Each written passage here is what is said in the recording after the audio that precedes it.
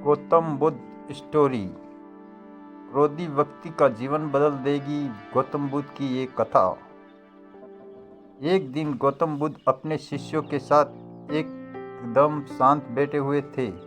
उन्हें इस प्रकार बैठे हुए देख शिष्य चिंतित हुए कि कहीं वह अस्वस्थ तो नहीं है।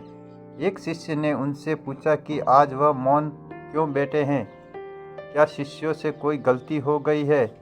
इसी बीच एक अन्य शिष्य ने पूछा कि क्या वह अस्वस्थ है, पर बुद्ध मौन रहे। तभी कुछ दूर खड़ा व्यक्ति जोर से चिल्लाया, आज मुझे सभा में बैठने की अनुमति क्यों नहीं दी गई है।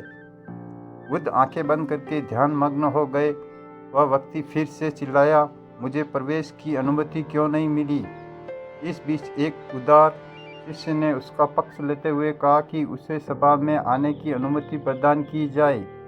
बुद्ध ने आंखें खोली और बोले, नहीं, वह अछूत है, उसे आज्ञा नहीं दी जा सकती। यह सुनकर शिष्यों को बड़ा आश्चर्य हुआ।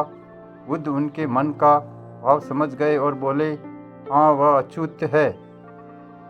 इस पर कई शिष्य बोले, हमारे आश्रम में जात पात का कोई भेद ही नहीं, फिर वह अछूत कैसे हो गया। तब बुद्ध ने समझाया, आज वह क्रोधित होकर आया है।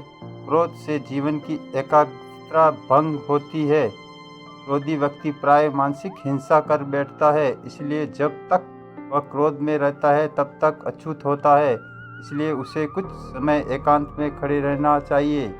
क्रोधित शिष्य भी बुद्ध की बातें सुन रहा था।